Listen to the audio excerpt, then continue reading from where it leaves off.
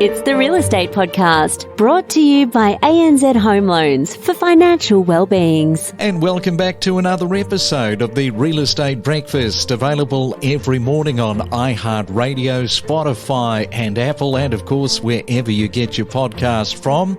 Hope your weekend is going well. We are up to Sunday, April the 30th for 2023, and coming up this morning we have 7 days of real estate, and we are featuring some of the interviews from last week. And if you're feeling a little bit on the stressed side regarding property, we are talking to clinical psychologist Dr Arthur Stabolidis to help break down some of the problem areas around anxiety with regard to property.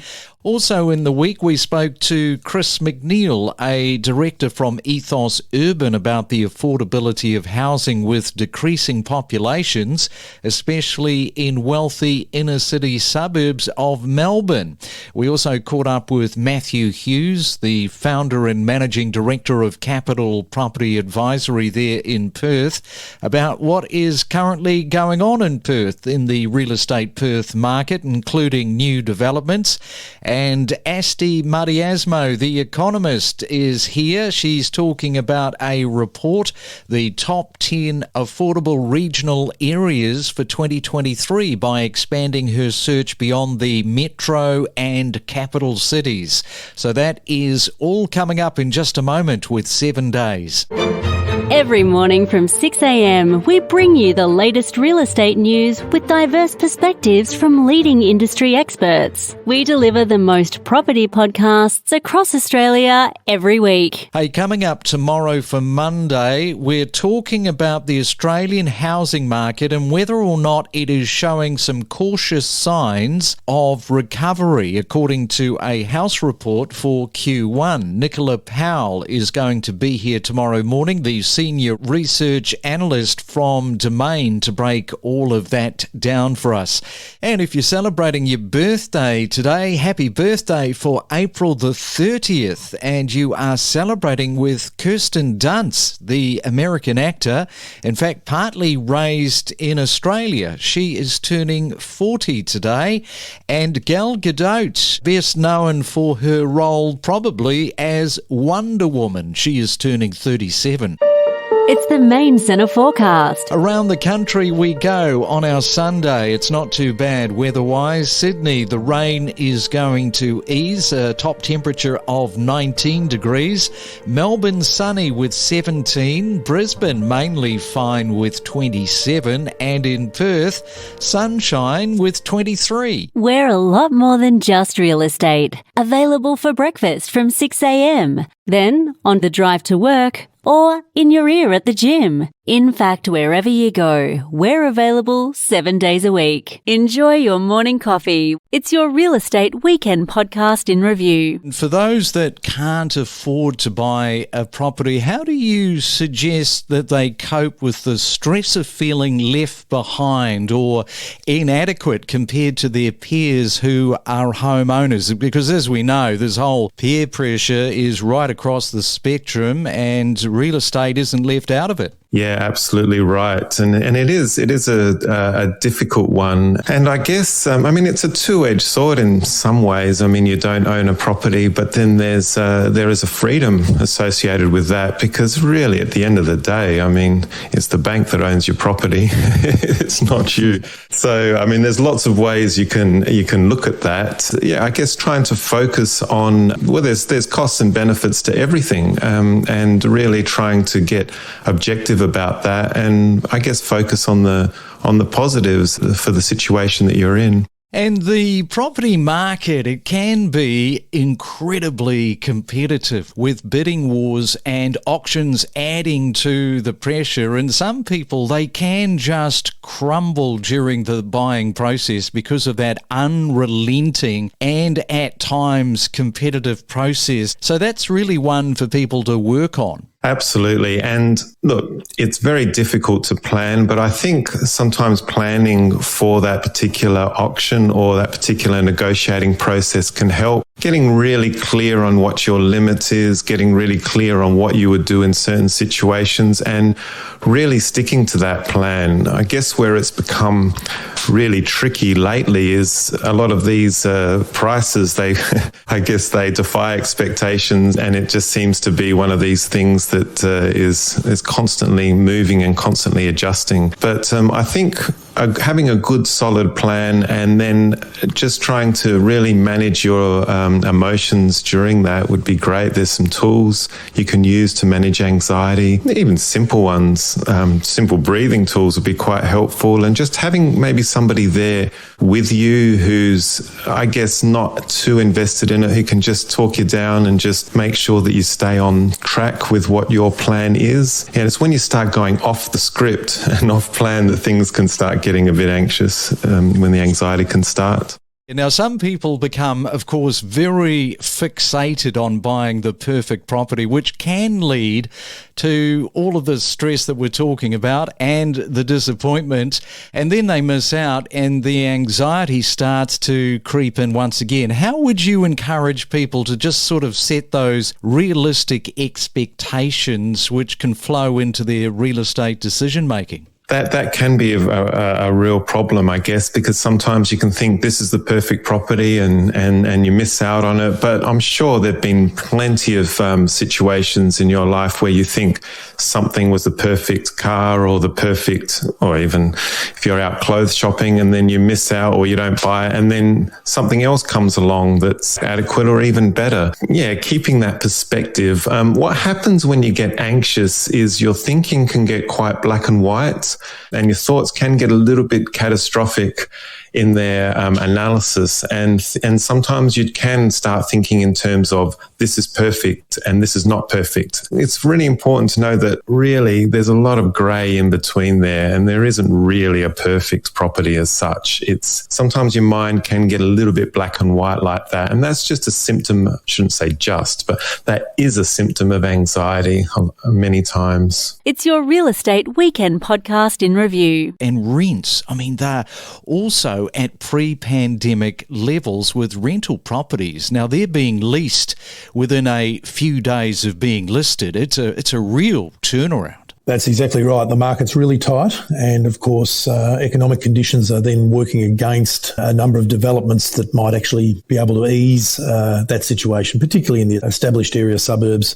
One of the problems at the moment is that project viability simply doesn't stack up on a number of those projects, yet you've got a very tight market at the same time. And of course, you know, in the whole scheme of things, what's going on in the building industry doesn't help either. That continued energy inner city builds. I mean, it's just very difficult at the moment in the building industry. It's really tough, particularly in inner city builds, because you've got a fairly lengthy timeline to get an approval, and often an approval might be filled with a lot of angst, not just for the landowner or developer, but across the community as well. And at the end of all that, all that's really been delivered after several years of a fairly difficult and costly process is perhaps a 150 apartment development, which for a city that's projected to require 45,000 odd dwellings per annum going forward means that it's a fairly tough ask. And is there anything else that sort of stood out last week when you were going through the ABS data that you thought, gee, that's really interesting, that's an interesting stat? Is there anything that sort of was there that sort of made you have a double look? Well, yes. One of the things that I've been struck with ever since the COVID pandemic period, of course, is something of a movement to the regions. Some of our larger regional cities, not just Greater Geelong and Ballarat and Bendigo, but also a number of others that are within, say, a 2.5 to 3 hour travel time of Melbourne, and also tick boxes in terms of lifestyle attributes, have really kicked on over that period. They've exhibited pretty strong growth, and with the ability to work from home or perhaps embark on some sort of hybrid lifestyle where you might only really need to return to headquarters, if you like, back in Melbourne maybe once a week, perhaps even once a fortnight or something like that. I think there are opportunities going forward now for a lot of people to have a bit of a think about where they wish to base themselves, either permanently or at least on a permanent part-time basis going forward. And I think that's going to mean that we might have a bit of a more elevated elevated expectation of the growth rate we might see in some of our bigger regional cities and lifestyle towns going forward. Yeah, I think that's a really good point that you make. It's sort of a hybrid, exactly right, because in the next 5 years, if you project 5 years out from now, I think it'll be very interesting to just see how that has developed, this whole working from home. And not only that, connectivity as well. Like there are patches where Wi-Fi is not that great, but, in a couple of years' time, some of these pockets will have, G5, and that'll open up a whole new opportunity for people. I think that's exactly right. Not just connectivity in terms of data and that sort of thing, but also in transport terms. Victoria is one of the more accessible states back to the state capital. It differs geographically to just about every other state in that regard. And the freeway network, but perhaps even more particularly now going forward, the rail network out to regional cities is improving and frequencies are improving, and the ability to either walk to or perhaps drive to a station and then be back in Melbourne in a reasonable amount of time is improving with every year. It's your Real Estate Weekend podcast in review. Current state of the high-end suburbs there in Perth, because just what you've said, given the lower end of the market is already heating up in sales. Yeah, the luxury end, not quite as hot. It's performing well, and there's certainly more demand than there is supply, and that has been the case for some time now. But it's not quite as competitive at that price point, probably due to the fact that obviously prices at that in the luxury market are sort of 1 million plus, 2 million plus, and interest rates have had an impact on that in terms of affecting borrowing capacity. How active is the new development sector in the Perth market, which is really in dire need? I think we're not overstating it in terms of saying that for fresh stock. We're struggling to create enough stock to meet demand. Our population growth is second in the country and possibly would be in the number one spot if it wasn't being bottlenecked by a lack of places for people to live. Our rental market is chronically undersupplied. I know nationally that's a problem, but it seems to be worse in WA at the moment. And the worst thing is there's nothing in the pipeline. So the appetite for construction hasn't returned yet, whether it's single residential home builders, mums and dads, or especially developers, to the point where we haven't seen a apartment complex of any note come out of the ground for the last 7 or 8 months. So there is a glut in the apartment space, and probably will put some upward pressure on pricing on units. But just housing overall, I think we've got the second largest shortfall in Australia for new starts of dwellings versus the demand and what is required to meet the demand and the population growth. We're falling short substantially. So that's a problem we're going to have to be wrangling with for the next at least few years.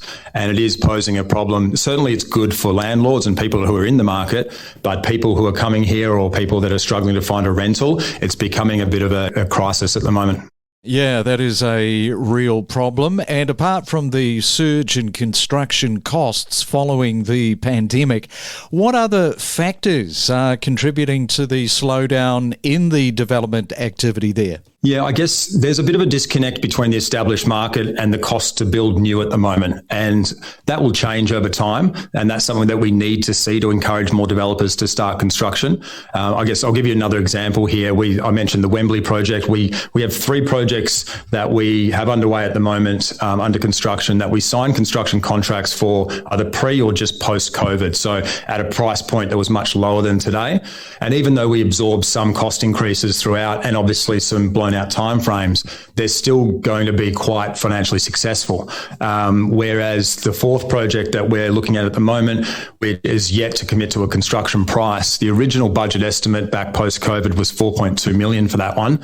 That's now ballooned out to 7 million plus. So even with uplift on the other end, which has been substantial, it's a good project, but even with some good uplift on the end product values, a blowout of timeframes from 14 months to nearly double that, coupled with an increase on the interest rates, really erodes profits to the point where you've really got to take a step back and wonder whether the risk reward is still there. So that's the assessment we're doing currently, and it seems to be the assessment that all developers are doing at the moment, and probably falling on the side of it is a little bit too risky and there isn't enough reward for us to kick off construction right now. And before I let you go, 27th of April this morning, we are not too far away from May. What is going to happen with the RBA? Are they going going to increase the rates? What's happening next month, do you think? I'm probably 50-50. Looking at the inflation data, it's obviously trending in the right direction. It's just a matter of whether it's trending enough. But I'm just not sure whether continually pulling that lever is going to solve the problem for them. So it'll be interesting to see what they do, especially with the recent scrutiny they've been under. We deliver the most property podcasts across Australia every week. Top 10 regional areas. So talk to that, particularly around the affordability. What we did was we put these selection criteria to every single local government area or local council in Queensland, New South Wales, Victoria and Tasmania. The first criteria is affordability. We wanted to make sure that the median house price of the local area is much less than the capital city that is relevant to that area. What we did was we took the state average home loan, which is the amount that banks are comfortable in lending people in Queensland to make sure that they're not in a stage of mortgage stress. We assumed that people would put on, 20% deposit as opposed to 5% or 2%. So what we did was state average loan plus 20%, and that became kind of the maximum price for that particular state. And what about investment to ensure conducive investment opportunities? How did all of that sort of shape up in the report? Well, as an investor, there's two things that you want. You want the highest rental return, and you also want the lowest vacancy rates, because a lower vacancy rate means that your property will be filled or will be occupied much quicker. So we made sure that each of these local councils have a higher rental yield than the capital city. So whichever is relevant, whether it's Sydney, Melbourne, or Hobart or Brisbane, and also a lower vacancy rate compared to the capital city. So basically these places have a higher rental return and a lower vacancy rate as possible. We connect you to the best real estate information across Australia. The Real Estate Podcast.